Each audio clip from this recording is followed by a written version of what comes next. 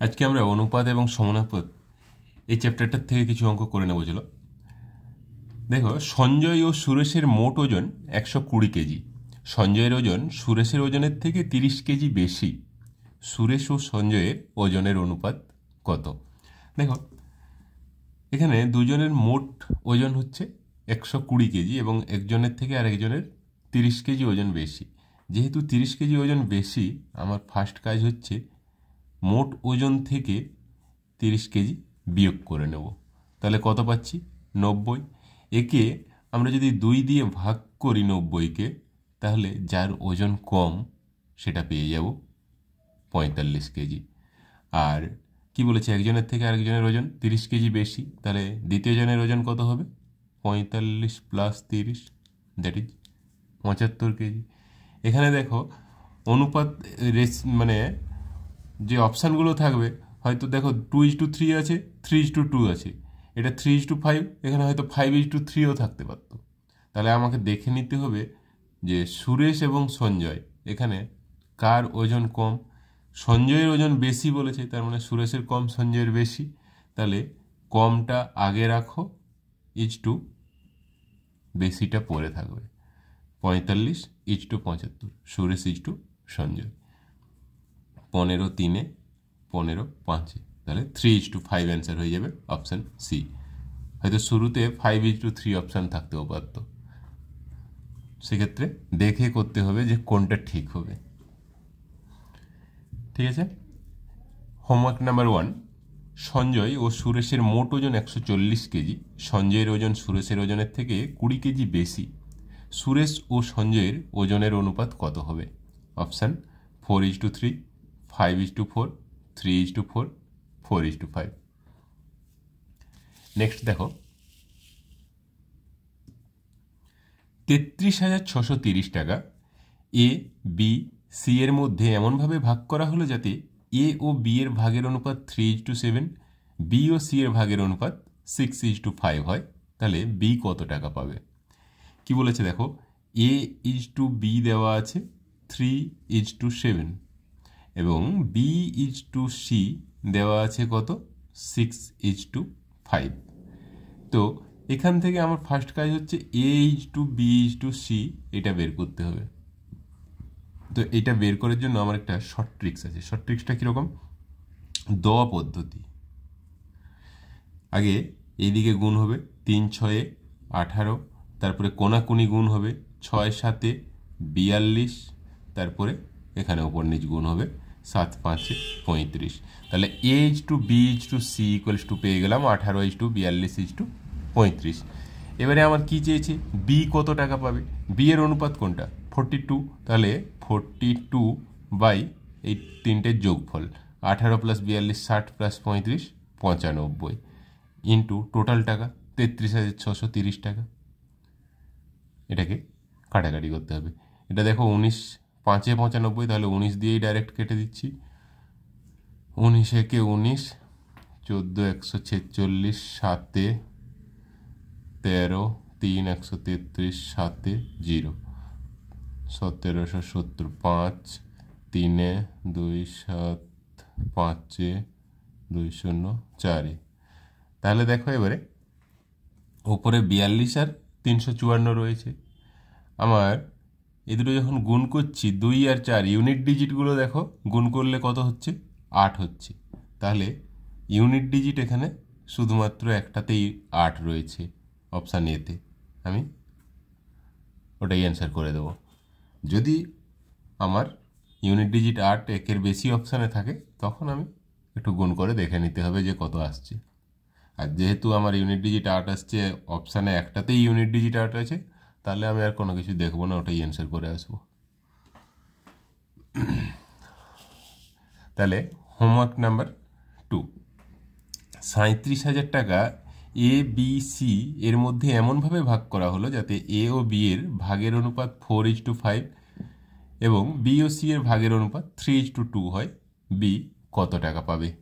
Option 15,000, 12,000, 16,000, 12,500 টাকা। Next দেখো,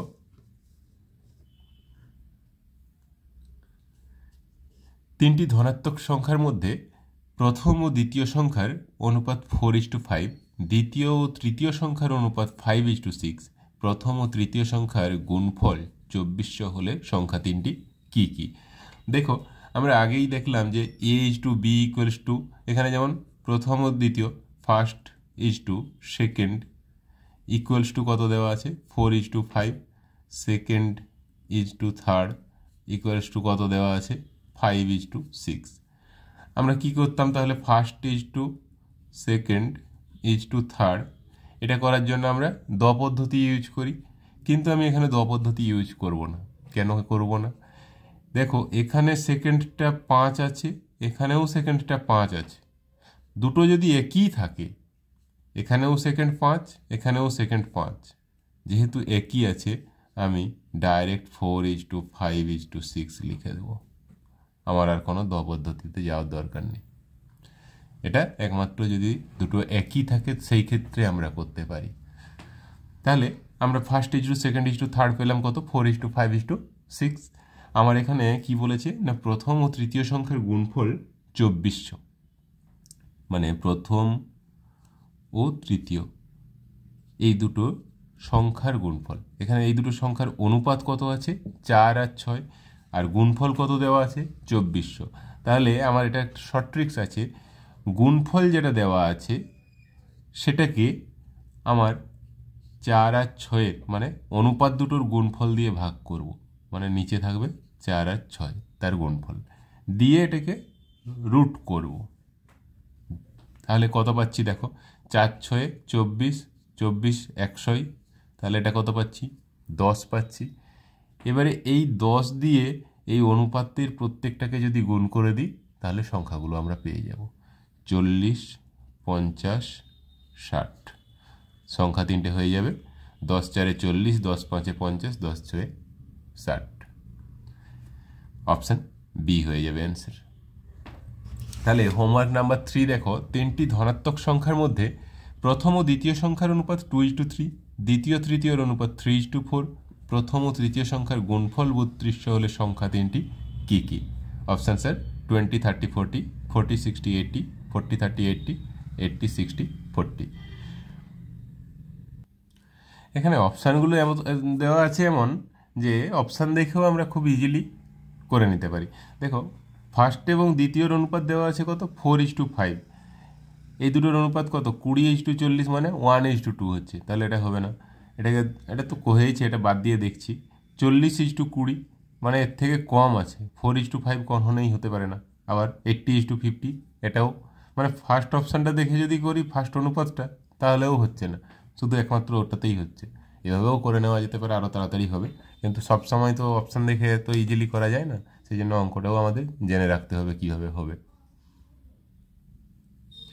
2430 টাকা এক্স, ওয়াই ও জেডের মধ্যে এমনভাবে ভাগ করা হলো যাতে তাদের প্রাপ্ত অংশ থেকে যথাক্রমে 5 টাকা, 10 টাকা, 15 টাকা কমালে অবশিষ্ট টাকার অনুপাত 3:4:5 হয়। এক্স কত টাকা পাবে? দেখো, এখানে কি বলা আছে না, টোটাল টাকাটা ছিল 2430, এবং প্রত্যেকের কাছ থেকে এক্সের কাছ থেকে 5 টাকা কমানো হলো, ওয়াইয়ের কাছ থেকে 10 টাকা এবং জেডের কাছ থেকে 15 টাকা। অ্যাজ এ রেজাল্ট তাদের টাকার অনুপাত হয়ে গেল 3:4:5। তাহলে এক্স কত টাকা পাবে? আমার ফার্স্ট কাজ হচ্ছে এইখান থেকে এই 5 টাকা, 10 টাকা, 15 টাকা যোগ করে টোটাল টাকার থেকে বিয়োগ করে দেবো। তাহলে টোটাল টাকা কত আছে 2430।